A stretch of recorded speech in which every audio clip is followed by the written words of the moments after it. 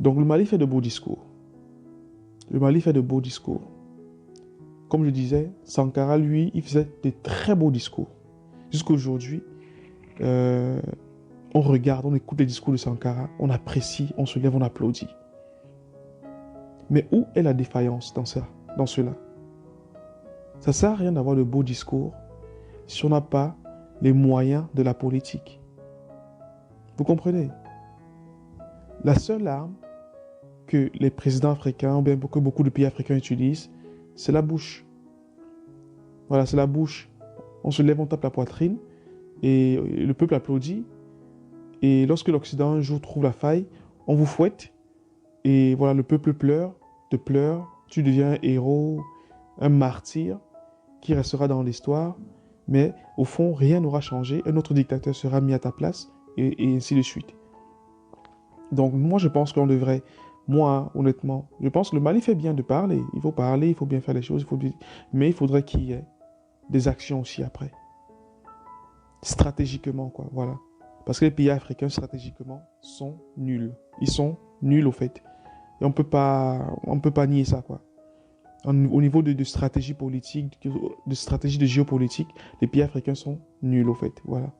Donc, est-ce que le Mali va changer la donne? Parce qu'aujourd'hui, au Mali, le Mali est seul contre tous, hein.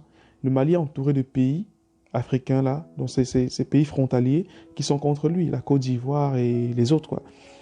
Et tout le reste du monde, les pays occidentaux et tout ça. Donc le Mali est seul contre tous en ce moment. Bon, allié à la Russie, il y a la Russie qui est avec elle, et Dieu merci parce qu'il y a la Russie, parce que s'il n'y a pas la Russie, je pense que ce serait fini déjà du Mali, quoi. Ce serait déjà fini du Mali. Voilà. Du gouvernement malien, d'Assimi Goïta, ce serait déjà fini. On n'entendrait plus parler, ça aurait été un mouvement de passage comme ça et tout, et voilà. Le discours serait clos. Donc, j'espère que le Mali va profiter de la situation pour ne pas seulement faire de beaux discours, mais aussi pour trouver des moyens de s'armer vraiment, de profiter de cette alliance avec la Russie pour s'asseoir. Voilà. Parce que les erreurs que les aînés ont fait, il ne faudrait pas les répéter.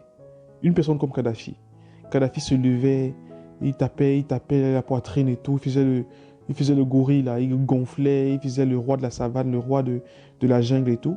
Voilà, l'impénétrable Kadhafi, voilà, l'incorruptible Kadhafi et tout ça. Mais à la fin, il a payé. Il a payé simplement parce qu'il n'avait pas d'armes. C'est tout. Il pouvait avoir tout l'argent du monde, tout le pétrole du monde. Si tu n'es pas armé, t'es foutu.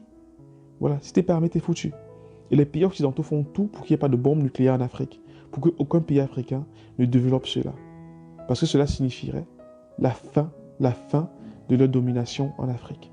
Donc qu'est-ce qu'ils font? Ils font tout pour maintenir l'Afrique dans la misère, dans la pauvreté, dans la corruption, dans les guerres et tout ça. Voilà, pour en profiter simplement. Hein? Donc aujourd'hui, on est là dans cette configuration-là.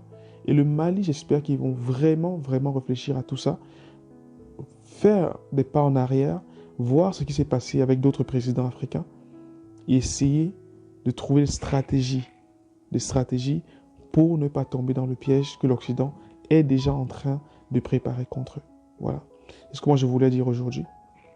Donc les pays comme la Corée du Nord, par exemple, sont intouchables parce qu'ils ont la bombe nucléaire.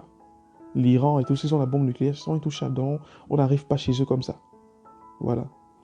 Il faut bien parler, parlons beaucoup, mais ayons les moyens de cette politique du bavardage là.